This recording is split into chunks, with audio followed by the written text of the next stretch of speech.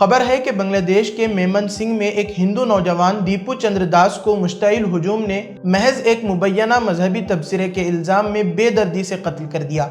2000 سے زائد افراد نے پولیس کو پیچھے دھکیلتے ہوئے ایک مزدور کی جان لی، لاش کو گھسیٹا، درخت سے لٹکایا اور نذر آتش کر دیا۔ اگر الزام درست بھی مان لیا جائے تو سوال یہی ہے کہ سزا دینے کا اختیار ہجوم کو کس نے دیا؟ قانون موجود تھا، عدالت موجود تھی، انتظامیہ حرکت میں آ سکتی تھی، پھر یہ درندگی کیوں؟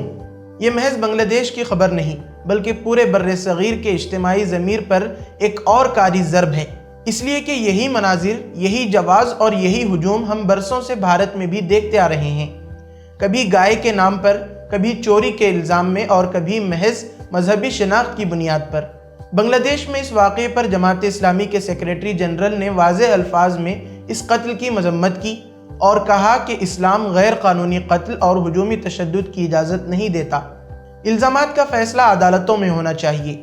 عبوری حکومت کے سربراہ محمد یونس نے بھی اسے نئے بنگلہ دیش کی شبیہ پر داغ قرار دیتے ہوئے قصورواروں کے خلاف سخت کارروائی کا اعلان کیا۔ اب ذرا بھارت کی طرف دیکھیے۔ چند روز قبل بہار کے نوادہ میں محمد اطہر حسین کو جس سفاکی سے ہجومی تشدد کا نشانہ بنایا گیا، وہ کسی ایک واقعے کا نام نہیں بلکہ ایک پورے سیاسی و سماجی ماحول کی عکاسی ہے۔